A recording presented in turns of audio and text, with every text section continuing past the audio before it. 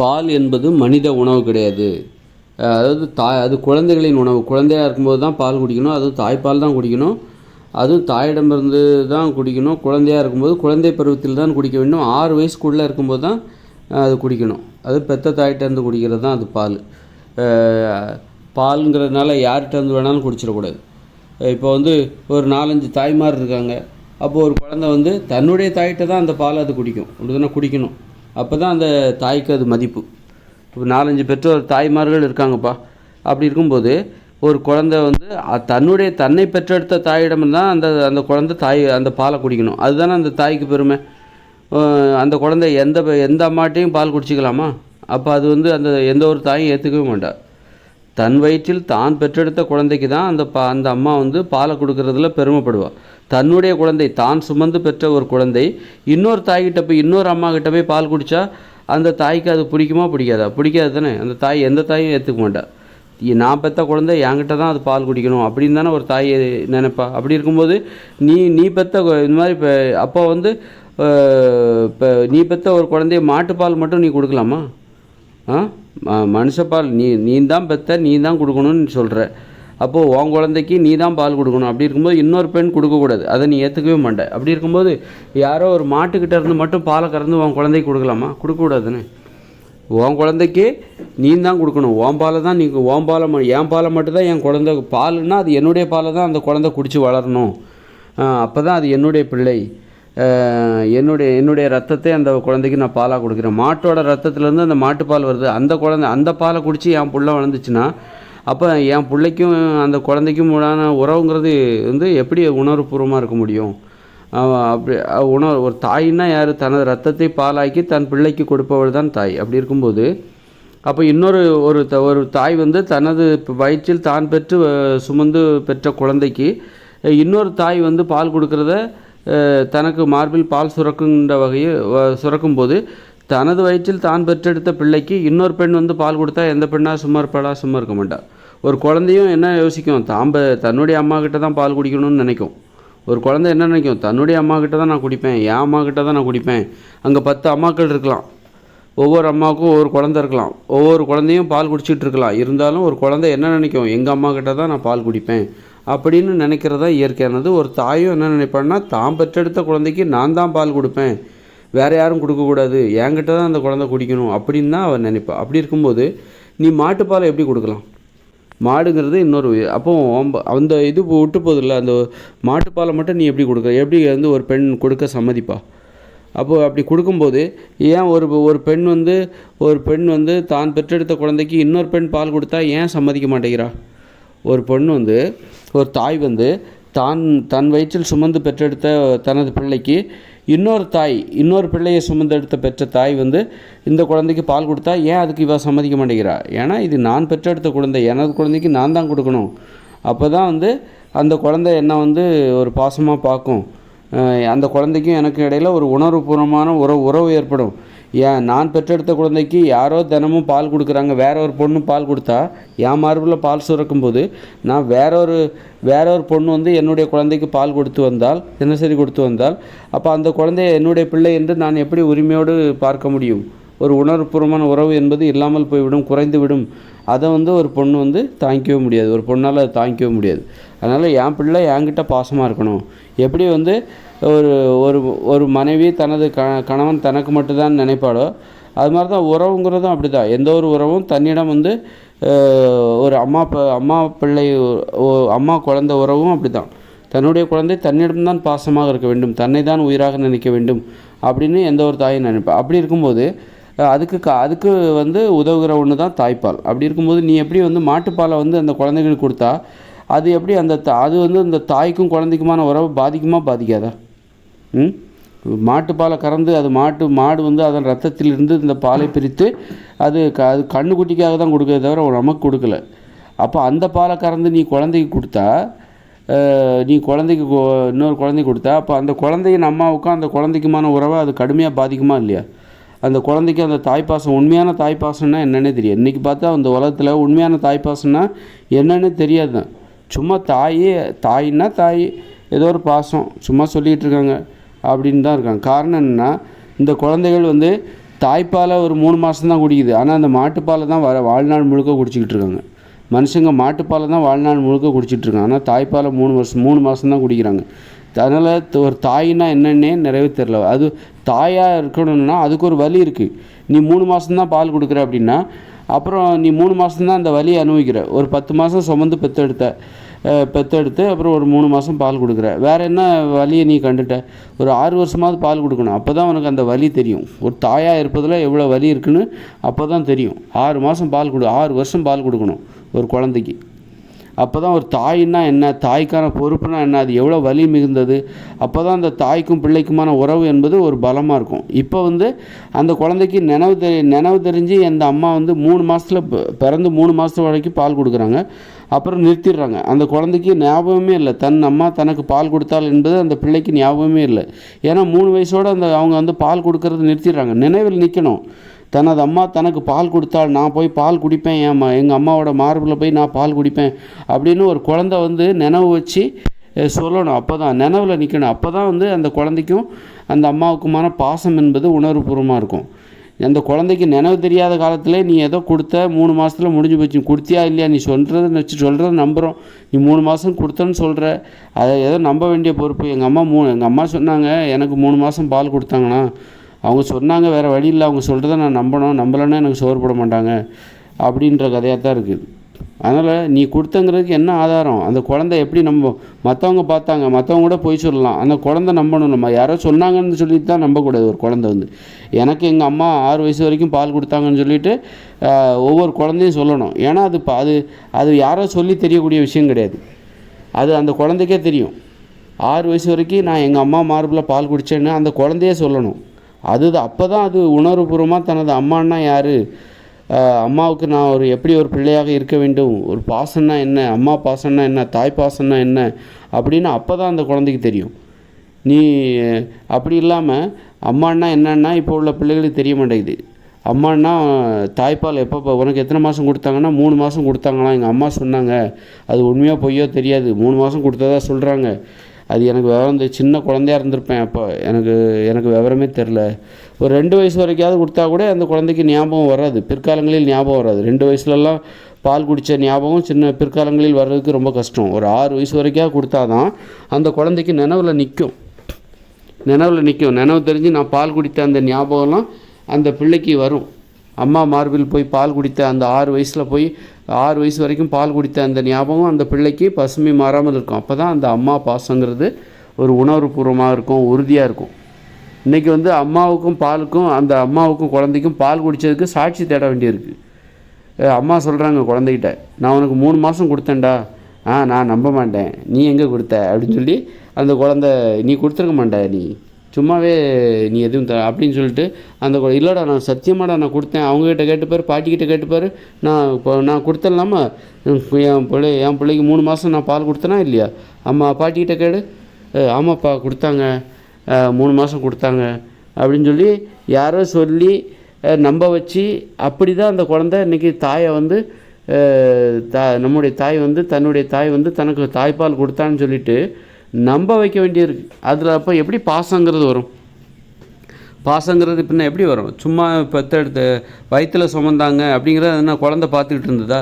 குழந்தை உணர்ந்ததா வயிற்றில் சுமந்தாங்க அப்படிங்கிறது சொல்லி தெரியுது. நான் வயிற்றில் ஒன்றை சுமந்தேன், நான் தான் பெற்றெடுத்தேன் அப்படிங்கிறதெல்லாம் சொல்லி தெரியுறது. நான் தான் பெற்றெடுத்தேன்னு பொய் சொன்னால் கூட அந்த குழந்தை நம்பும். ஒரு குழந்தைகிட்ட ஒரு தாய் நான் தான்ப்பா உன்னை வயிற்றில் சுமந்து பெற்றெடுத்தேன், நான் தான் உன் தாயின்னு பொய் சொன்னால் கூட 4 பேர் சேர்ந்து பொய் சொன்னால் கூட அந்த குழந்தை நம்பிடும். ஆனால் பிறர் சொல்லி நம்பக்கூடிய ஒரு விஷயம் எது கிடையாது அப்படின்னா தாய்ப்பால் கொடுக்குறது. நீ ஒரு 6 வயசு வரைக்கும் தாய்ப்பால் கொடுத்தா யார் சொல்லியும் நீ நம்ப வேண்டிய அவசியம் இல்லை. ஏன்னா உனக்கே தெரியும், அந்த குழந்தைக்கே தெரியும், நான் தன்னுடைய 6 வயசு வரைக்கும் நம்முடைய அம்மா நமக்கு பால் கொடுத்தா, நான் குடித்த ஞாபகம் இருக்குது, எங்கள் அம்மா மார்பில் நான் பால் குடித்த ஞாபகம் எனக்கு இருக்குது அப்படின்னு ஒரு 6 வயசு வரைக்கும் பால் கொடுக்கும்போது ஒரு குழந்தைக்கு அந்த ஞாபகம் இருக்கும். ஒரு அம்மா இவள் தான் தன்னுடைய அம்மா என்பதற்கு அந்த ஞாபகம் தான் அத்தாட்சி. வேறு எதுவுமே உனக்கு சாட்சி கிடையாது. ஒரு குழந்தைக்கு இவள் தான் எனது அம்மா என்பதற்கு வேறு என்ன சாட்சியை நீ சொல்ல முடியும்? நான் தான் உன்னை பெற்றெடுத்தேன், என்னுடைய முகஜாயல் இருக்குது உனக்கு, நான் தான் உன்னை சுமந்து பெற்றெடுத்தேன் அப்படிங்கிறதுக்கு சாட்சி வேற எங்கேயோ தான் தேடணும், யாரோ சொல்லி தான் வந்து நிரூபிக்கணும். ஆனால் அந்த சொல்லாமலே நிரூபிக்கக்கூடிய ஒரு சாட்சி என்னென்னா, நீ 6 வயசு வரைக்கும் தாய்ப்பால் கொடுத்தா ஒரு குழந்தைக்கு இவள் தான் உனது அம்மா, இவள் தான் அப்படின்னு சொல்லி, அல்லது யாரோ ஒரு அம்மா கூட 6 மாதம் 6 வருஷம் பால் கொடுக்கலாம். ஆனால் அந்த உணர்வுபூர்வமாக நமக்கு பால் அந்த விசுவாசம் இருக்கும். அதாவது விசுவாசங்கிறது வந்து ஒரு தாய்ப்பாசங்கிறது ஒரு விசுவாசம்தான். உனக்கு 3 நீ எத்தனை வருஷம் பால் கொடுக்குறியோ அதுதான் உனது விசுவாசத்தை, தாய் மீது ஒரு பிள்ளைக்கு இருக்கிற விசுவாசத்தை தீர்மானிக்கிறது. அப்போ விசுவாசங்கிறது ஒரு தாய்க்கும் பிள்ளைக்குமான பாசம் என்பது என்னது விசுவாசம்தான். என்ன நீ பாதுகாத்திருக்க, எனக்கு பால் கொடுத்துருக்க, என்னை கவனிச்சிருக்க, கண் கருத்துமாக பார்த்துருக்க. வெறும் பால் கொடுத்துட்டா மட்டும்தான் அது விசுவாசத்துக்கு அர்த்தம் கிடையாது. கண்ணு கருத்துமாக பார்த்துக்கிட்டது எல்லாமே விசுவாசம்தான். அது அந்த குழந்தைக்கு ஞாபகம் இருக்க தான் செய்யும். அதோட இந்த தாய்ப்பால் கொடுக்கறதுக்கு பாருங்கள், அதுதான் வந்து ஒரு தாய் மட்டுமே செய்யக்கூடிய ஒரு செயல். குழந்தைய பார்த்துக்கிறது வேற அப்பா கூட பார்த்துப்பார், பாட்டி கூட பார்த்துப்பாங்க, தாத்தா கூட பார்த்து சோறு ஊட்டுறது, அப்புறம் பார்த்துக்கிறது, குழந்தைய பார்த்துக்கிறது, இது எல்லாம் தாத்தா கூட செய்யும், பாட்டி கூட செய்வாங்க. ஆனால் தாய்ப்பால் கொடுக்கறது இருக்குல்ல, அது அம்மா மட்டும்தான் செய்வாங்க. அம்மா மட்டும்தான் அந்த குழந்தைக்கு, அது இன்னொரு மாற்றாந்தாய் கூட கொடுக்க முடியும். ஆனால் அப்படி கொடுக்க ஒரு தாய் விரும்ப மாட்டாள். அப்படி இருக்கும்போது ஒரு தாய்க்கும் குழந்தைக்குமான விசுவாசங்கிறது எதை சார்ந்து இருக்கிறது என்றால், எதை வந்து ரொம்பவும் வலிமையானதாக பார்க்கப்படுகிறது என்றால் இந்த தாய்ப்பால் கொடுக்கறது தான். தாய்ப்பால் கொடுக்கறது தான் ஒரு குழந்தைக்கு தனது தாய் மீது விசுவாசம் அதிகரிக்கும். அப்படிங்கும்போது தாய்ப்பால் குடித்த ஞாபகம் அந்த குழந்தைக்கு இருக்க வேண்டும். ஞாபகம் இருக்கிற வயசில் குழந்தை தாய்ப்பால் குடிச்சிருக்கணும். ஞாபகம் வைத்து கொள்ள வேண்டிய அந்த வயசில் வந்து ஞாபகம் இருக்கிற வயசில் போய் குழந்தை தாய்ப்பால் குடிச்சிருந்தா தான் அப்போ தனது தாய்க்கும் அவனுக்கும் அந்த பிள்ளைக்குமான, அது பெண் பிள்ளையாக இருக்கலாம் அல்லது ஆண் குழந்தையாக கூட இருக்கலாம், பிள்ளைக்குமான அந்த உறவு இருக்குல்ல, தாய்ப்பால் விசுவாசம், தாயின் மீது இருக்கிற விசுவாசம் என்பது இன்னும் மேலே ரொம்ப உறுதியடையும். ஒரு அம்மாவுக்கும் ஒரு குழந்தைக்கும் இடையான அந்த விசுவாச உணர்ச்சி இருக்குல்ல, ஒரு குழந்தைக்கு தனது தாய் மீது உள்ள விசுவாச உணர்ச்சி எதனாலலாம் தாய்ப்பால் கொடுக்கறதுனால மட்டும் கிடையாது. ஒரு கண்ணுங்கருத்துமாக பார்த்துப்பாங்க, தூங்க வைப்பாங்க, கதை சொல்லுவாங்க, சோறு ஊட்டுவாங்க, சாப்பாடு ஊட்டுவாங்க, தூங்க வைப்பாங்க, காய்ச்சல் வந்து குளிப்பாட்டுவாங்க, காய்ச்சல் வந்துனாக்கா உடம்பு சரியில்லாமல் போச்சுன்னா நல்லா பார்த்துப்பாங்க. இது எல்லாம் வந்து இதுலேயும் ஒரு விசுவாசம் இருக்குது. இப்படியெல்லாம் எங்கள் அம்மா என்ன பார்த்துக்கிட்டாங்க அப்படின்னு சொல்லிட்டு அந்த குழந்தை வந்து நினைவுபடுத்தி அம்மாவுக்கு விசுவாசமாக அந்த குழந்தை இருக்கும். இதை யார் வேணாலும் பண்ணலாம். இது அப்பா கூட பண்ணலாம். அம்மா இல்லைன்னா அப்பா கூட இதை பண்ணலாம். சோறு ஊட்டுறது, தாளாட்டுறது, படுத்து தூங்க வைக்கிறது, உடம்பு சரியில்லைன்னா இது அப்பா கூட பண்ணலாம், தாத்தா கூட பண்ணலாம், பாட்டி கூட பண்ணலாம். ஆனால் ஒரு தாய் மட்டுமே செய்யக்கூடிய வேலை எது தெரியுமா? தாய்ப்பால் கொடுக்குறது தான். ஒரு தாய் மட்டுமே ஒரு 6 வயசு வரைக்கும் தாய்ப்பால் கொடுக்கும்போது தான் அந்த குழந்தைக்கு அந்த அம்மா மார்பில் தாய்ப்பால் குடித்த அந்த விசுவாசம் இருக்குது பாருங்கள், அது வந்து கவனிச்சிக்கிறதுனால வர விசுவாசத்துக்கும் இதெல்லாம் அந்த தாய்ப்பால் குடிப்பதால் ஏற்பட்ட விசுவாசத்துக்கும் இடையே நிறைய வேறுபாடு இருக்குது. ஒரு தாயின்னா அந்த அனுபவம் இருக்குல்ல, ஒரு தாயிடமிருந்து ஒரு குழந்தைக்கு கிடைக்கக்கூடிய அனுபவம் இருக்குல்ல, அதில் மிக முக்கியமான தாய்ப்பால் குடிக்கிறது தான். ஒரு சும்மா பார்த்துக்கிறது, நிலாவை பார்த்து சோறு ஊட்டுறது, கதை சொல்கிறதெல்லாம் வந்து பாட்டி கூட சொல்லுவாங்க, எல்லோரும் கூட அந்த அனுபவத்தை கொடுப்பாங்க. ஆனால் ஒரு தாயிடமிருந்து கிடைக்கக்கூடிய தனித்துவமான அனுபவம் என்னென்னா தாய்ப்பால் குடிக்கிறது தான். தாய்ப்பால் குடிக்கிறது தான். ஒரு தாயிடமிருந்து மட்டும்தான் அந்த அனுபவத்தை நீ பெற முடியும்.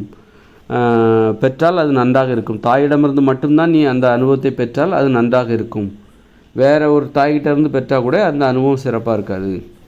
அந்த வகையில் அப்படிப்பட்ட அனுபவம், அது அப்படிப்பட்ட உயரிய அனுபவம். அப்படிங்கும்போது அந்த அனுபவம் நினைவு திறந்த வயதில் கிடைக்க வேண்டும். ஞாபகம் இருக்கிற வயசில் கிடைக்கணும். 3 மாதத்தில் பிறந்து 3 மாதத்தில் தாய்ப்பால் கொடுத்துக்கிட்டு டக்குன்னு முடிச்சிடுறாங்க. தாய்ப்பால் கொடுத்தியா இல்லையான்னு சொல்லிட்டு அந்த குடும்பத்தில் உள்ளவங்களுக்கு கூட தெரியாத அளவுக்கு 3 மாதம் கொடுத்துட்டு விட்டுறாங்களா? அப்படி இருக்கும்போது ஒரு குழந்தைக்கு நான் எனக்கு தெரிஞ்சு எங்கள் அம்மா எனக்கு தாய்ப்பால் கொடுத்ததே இல்லை. ஏதோ 3 வயசில் எனக்கு கொடுத்தாங்களாமா, நான் குடித்தேனாமா, அவங்க தான் சொன்னாங்க, நம்பலைன்னா சோறு போட மாட்டேன்னு சொன்னாங்க அப்படின்னு சொல்லிட்டு குழந்தைங்க சொல்கிறாங்க. அதனால் தாய்ப்பால் வந்து நினைவு தெரியும் போது அது கொடுக்கப்பட வேண்டும். குழந்தைகளுக்கு நினைவு தெரிகிற வரைக்கும் கொடுக்கணும். நினைவு தெரியும் போது கொடுக்கணும். சின்ன வயசில் கொடுக்கக்கூடாதுன்னு சொல்லலை. சின்ன வயசுலேருந்து பிறந்ததுலேருந்து ஒரு நினைவு தெரிகிற 6 வயசு வரைக்கும் கொடுக்கணும் தாய்ப்பால். அப்போ தான் வந்து அந்த குழந்தைக்கு பசுமை மாறாமல் தனது தாயிடம் சின்ன வயசுலேருந்து 2-3 வருஷம் பால் குடித்த அந்த ஞாபகம் இருக்கும். 6 வயசு வரைக்கும் ஒரு வயசில் குடித்த ஞாபகம் இருக்குமான்னு சொல்ல முடியாது. 2 வயசில் பால் குடித்த ஞாபகம் இருக்கும். ஆனால் 3 வயசில், 4 வயசில், 5 வயசில், 6 வயசில் இப்படி சில வருடங்கள் குடித்த அந்த அனுபவம், அந்த ஞாபகம் அந்த பிள்ளைக்கு இருக்கும். அப்போ தான் அது ஒரு உணர்வுபூர்வமான ஒரு மிகப்பெரிய விசுவாசம் அந்த குழந்தைகளுக்கு. அப்போ அப்படி வளர்ந்த குழந்தைகள் கண்டிப்பாக தனது பெற்றோர்களை ஒரு முதியோர் இல்லத்தில் சேர்க்க மாட்டார்கள். அப்போ முதியோர் இல்லத்தில் ஏன் சேர்க்குறாங்கன்னா, பெரும்பாலும் பெற்றோர்கள் 3 மாதம் தான் தாய்ப்பால் கொடுக்குறாங்க.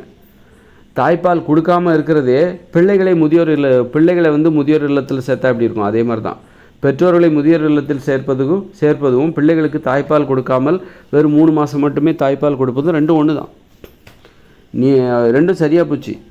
பிள்ளைகளை போய் நம்ம என்ன சொல்கிறோம், பெத்த தாய் பெத்த அப்பாவெல்லாம் போய் முதியோர் இல்லத்தில் சேர்க்குறிய, நீ எல்லாம் ஒரு பிள்ளையா அப்படின்னு கேட்குறோம். அப்போ அந்த பிள்ளை என்ன கேட்பாங்கன்னா, எனக்கு 3 மாதம் தான் இவங்க தாய்ப்பால் கொடுத்தேன்னு சொல்கிறாங்க, 6 வருஷம் எனக்கு தாய்ப்பால் கொடுக்கல, அப்போ அது மட்டும் எவ்வளோ பெரிய எனக்கு இழைக்கப்பட்ட அநீதி இல்லையா அப்படின்னு அந்த குழந்தை கேட்காம. ரெண்டும் ஒன்று தான். முதியோர் இல்லத்தில் பெற்றோர்களை கொண்டு சேர்ப்பதும் பிள்ளைகளுக்கு 6 வயசு வரைக்கும் தாய்ப்பால் கொடுக்காமல் இருப்பதும் ரெண்டும் ஒன்று தான். ரெண்டும் கொடுமையானது தான். அதனால் நினைவு தெரியும் போது அந்த குழந்தை பால் குடித்த அனுபவம் அந்த குழந்தைக்கு நினைவில் இருக்கணும். சொல்லி தெரிகிற விஷயமும் கிடையாது, சொல்லி தெரிகிற அனுபவம் கிடையாது. அந்த குழந்தைக்கே 1 வயசில் குடித்த அனுபவம் அந்த குழந்தைக்கு ஞாபகம் இருக்காது, 2 வயசில் கூட இருக்காது. ஆனால் 3 வயசில், 4 வயசில், 5 வயசில் திரும்ப குடித்து திரும்ப மனசில் பதிஞ்சு பசுமை மாறாமல் தனது அம்மான்னா யார், அம்மாவுக்கும் எனக்குமான அந்த உறவு என்றால் என்ன, அது தாய்ப்பால் குடிப்பதில் தான் உறுதியாக. வேறு எந்த வகையிலையும் ஒரு அம்மா குழந்தைய பார்த்துக்கிட்டாலும் அது எல்லாருமே பார்த்துக்கலாம். குளிப்பாட்டுறது யார் வேணாலும் குளிப்பாட்டலாம், சோறு ஊட்டுறது, தூங்க வைக்கிறது, பாட்டு பாடுறது, கதை சொல்கிறது, யார் வேணாலும் அதை செய்யலாம். ஆனால் தாய் மட்டுமே செய்யக்கூடிய செயல் தாய்ப்பால் கொடுப்பது மட்டும்தான். அதனால் அந்த கடமையை பெண்கள் செய்யாமல் விட்டுட்டாங்க. பல்வேறு காரணங்களால் செய்யாமல் விட்டதுனால தான் இன்றைக்கி தாய்ப்பாசம்னா என்னென்னு தெரில. இப்போ வளர்ந்து பெரியவங்களான பிறகு அம்மாவை கொண்டு முதியோர் இல்லத்தில் கொண்டு விடுறாங்கன்னா காரணம் என்ன? அந்த பெற்றோர்கள் சின்ன வயசில் பிள்ளைகளுக்கு தாய்ப்பால் கொடுக்கல. அந்த பிள்ளைகளுக்கு நினைவு தெரியும் போது அந்த குழந்தைகளுக்கு தாய்ப்பால் கொடுக்கல. வெறும் 3 மாதம் கொடுத்துட்டு, 6 மாதம் கொடுத்துட்டு, 2 மாதம் கொடுத்துட்டு நிப்பாட்டிடுறாங்க. அந்த குழந்தைகளுக்கு தாய்ப்பால் குடித்தோமா இல்லையாங்கிறதே தெரியாது. அம்மா சொன்னாங்க, நம்ப வேண்டியதாக இருக்குது, அவங்க சொல்கிறாங்க, வேறு என்ன நம்பி தான் ஆகணும் அப்படிங்கிற மாதிரி. இருந்தாலும் எனக்கு சந்தேகமாக இருக்குப்பா, நான் குடிச்சனா இல்லையா அப்படின்னு சொல்லிட்டு நிறைய பேருக்கு பாருங்கள் தாய்ப்பால் குடித்த அந்த ஞாபகமே இருக்காது நிறைய குழந்தைகளுக்கு. அப்போ எப்படி தாய் மீது அந்த அருமை வரும்? தாயோட அருமை எப்படி வரும்? தாய் பற்றின முக்கியத்துவம் எப்படி அந்த குழந்தைகளுக்கு இருக்குது? தாய்ப்பால் குடித்த ஞாபகம் எத்தனை குழந்தைகளுக்கு இருக்குது? அம்மாவுக்கு இருக்கணும், அது தேவையில்லை. அம்மா விவரம் தெரிஞ்சு தானே பிள்ளைய பற்றி கொடுக்குறாங்க, அவங்களுக்கு ஞாபகம் இருக்கும். குழந்தைகளுக்கு இருக்குதா தாய்ப்பால் குடித்த ஞாபகம்? இப்போ நான் உங்களுக்கு பணம் கொடுக்குறேன்ப்பா, எனக்கு ஞாபகம் இருக்குது, வாங்கின உனக்கு ஞாபகம் இருக்கணும்ல, அது கேட்போமா இல்லையா? நான் மறந்துட்டேன் அப்படின்னு வாங்கினவங்க சொன்னால் எப்படி இருக்கும்? ஏன் ஞாபகம் இல்லை எனக்கு, நீ கொடுத்த ஞாபகமே இல்லையே, நீ எனக்கு 10,000 ரூபாய் கொடுத்தேன்ப்பா, நான் கொடுத்தேன் அப்படின்னு சொல்லி பாரு, அவர்கிட்ட கேட்டு பாரு. அது மாதிரி வாங்கினவங்களுக்கும் ஞாபகம் இருக்கணும்ல. அந்த மாதிரி தான் பாலை குடித்த குழந்தைகளுக்கு அது ஞாபகம் இருக்கணும். அம்மாவுக்கு ஞாபகம் இருக்கிறதுலாம் பெரிய விஷயம் கிடையாது. அம்மாவுக்கு ஞாபகம் இருக்க தான் செய்யும். அவங்க வளர்ந்த பிறகு 20 வயசுக்கு அப்புறம் தான் கல்யாணம் ஆகி அப்புறம் தான் விவரம் தெரிஞ்ச அப்புறம் தானே குழந்தைய பெற்றுக்கிறாங்க. அம்மாவுக்கு ஞாபகம் இருக்கும், அந்த குழந்தைக்கு ஞாபகம் இருக்கா? அந்த ஞாபகம் தான் விசுவாசம். தாய்ப்பால் குடித்த அந்த ஞாபகம் அந்த குழந்தைக்கு இருந்தால்தான் அது தாயின் மீதான விசுவாசமாக மாறும். அந்த ஞாபகம் தான் நான் உனக்கு சின்ன வயசில் நான் உனக்கு எவ்வளோ பணம் கொடுத்துருக்கேன், ஞாபகம் இருக்கா? ஞாபகம் இல்லைன்னா விசுவாசம் இல்லைன்னு அர்த்தம். எங்கள் அப்பா எனக்கு நல்ல ஞாபகம் இருக்குது, எங்கள் அப்பா எனக்காக எவ்வளோ கஷ்டப்பட்டார் தெரியுமா, எவ்வளோ கஷ்டப்பட்டு எங்களை காப்பாற்றினார் தெரியுமா. அவர் கஷ்டப்பட்டு வருவார், தினமும் கஷ்டப்பட்டு வருவார், மூட்டை தூக்குவார், அதை தூக்குவார், ஆஃபீஸில் கடந்து மாடாக உழைச்சி ஓவர் டைம்லாம் பார்த்து ரொம்ப லேட்டாக தான் வீட்டுக்கு வருவார், எனக்கு தெரியும். அப்போ அந்த ஞாபகம் தான் அந்த அப்பா மீது உள்ள விசுவாசத்துக்கு காரணம். அப்போது உதவி செய்ததை ஒரு அம்மா தனது பிள்ளைக்கு தாய்ப்பால் கொடுத்துருக்க வேண்டும், அது அந்த குழந்தைக்கு நினைவில் இருக்க வேண்டும். அதுதான் விசுவாசமாக பாசமாக மாறும். அந்த ஞாபகமே இல்லைன்னா அம்மா பாசங்கிறது வெறும் சும்மா தான். அது சும்மா பாசம், அது அம்மா பாசம் அல்ல, அது சும்மா பாசம். புரியுதுங்களா? அப்போ நான் சொல்கிறது எவ்வளோ ஆணித்தரமான உண்மையாக, யாராலையும் மறுக்க முடியாத ஒரு உண்மையாக இருக்கிறது. தாய்ப்பால் குடித்தது குழந்தையின் நினைவில் தெரியும். இப்போ நான் ஒருத்தருக்கு பணம் கொடுத்தேன்னா அது அவர் மறந்துட்டார்னா அவர் ஞாபகம் வச்சுருக்கணும்ல, மறக்க மாட்டார் அப்படிங்கிறது ஒரு ஞாபகம் இருக்கணும்ல. ஞாபகம் இருந்தால் தானே அது நான் இன்றைக்கும் மறக்கலைங்க, நான் வாழ்நாள் முழுதும் மறக்க மாட்டேன்னு சொல்லி நீங்கள் செய்த உதவியை நான் வாழ்நாள் முழுதும் மறக்க மாட்டேன்னு சொல்கிறாங்களே. அப்போ நினைவு நம்ம ஒரு உதவியை மறந்து ஞாபகம் வச்சுருப்போம் அப்படின்னா என்ன அர்த்தம்? நான் நன்றி உணர்ச்சி நீங்கள் செய்த உதவிக்கு நான் நன்றியோடு இருப்பேன் அப்படிங்கிறதா அதன் பொருள். அப்படி இருக்கும்போது ஒரு குழந்தைக்கு ஒரு அம்மா தாய்ப்பால் கொடுக்குறாங்கன்னா அது அந்த குழந்தைகளோட மனசில் எப்போவும் நினைவில் இருக்க வேண்டும், நினைவில் இடம்பெற வேண்டும். அப்போ நினைவில் இடம்பெறுகிற வயது வரைக்கும் தாய்ப்பால் கொடுக்கணும். 6 வயசு வரைக்கும் தாய்ப்பால் கொடுக்கணும். அப்போ தான் அந்த குழந்தை வாழ்நாள் முழுதும் மறக்காது. தனது தாயை நினச்சி பெருமையாக இருக்கும். பெருமையாக இவள் தான் எனது தாய், இந்த தாய் தான் எனக்கு 6 வயது வரைக்கும் தாய்ப்பால் கொடுத்தார், அவர் தான் எனக்கு கடவுள் அப்படின்னு சொல்லி அந்த குழந்தை தனது தாயை பற்றி எங்கேயும் புகழ்ந்து பேசிகிட்டே பெருமையாக தனது தாயை பற்றி நினைக்கும் போது பெருமையாக எப்போதும் விசுவாசமாக எப்போவும் அந்த தாய்க்கு தாயை விட்டு பிரியாமல் தாய்க்கு உறுதுணையாக அந்த குழந்தை இருக்கணுங்கிறதுல அந்த குழந்தைக்கு கஷ்டமே இருக்குது, இயல்பாக இருக்கும். அந்த தாய்ப்பால் குடிக்கணும், 6 வயசு வரைக்கும் குடிக்கணும், கொடுத்துக்கிட்டே இருக்கணும். அப்போ அதன் வாயிலாக அந்த ஒரு குழந்தை என்பது ஒரு தாய் ஆகிய பெண்ணை சார்ந்து எப்படி வாழ பழகிக்கொள்கிறது. பெண்ணை சார்ந்து நான் ஏன் வாழணும், எனக்கு பால் கொடுப்பாங்க. இப்போ பால் கொடுக்கறது 3 மாதத்தில் நிப்பாட்டாங்கன்னு வச்சுக்கோங்களேன். அந்த குழந்தை வளர எங்கேயாவது அம்மாக்கிட்ட இருக்கிற நேரமே குறைஞ்சிரும். எங்கடா போய் தொலைஞ்ச, ஒன்று அங்கே தேடுறேன் இங்கே தேடுறேன், எங்கடா போய் தொலைஞ்ச அப்படின்னு சொல்லுவாங்க 4 வயசுலலாம். இல்லைம்மா அங்கே பக்கத்து தெருவில் போய் விளையாண்டேன் அப்படின்னு சொல்லி அந்த குழந்தை இருக்கும். அப்போ நீ தாய்ப்பால் கொடுக்கும்போது தான் அந்த குழந்தை தாயவே சுற்றி வரும்.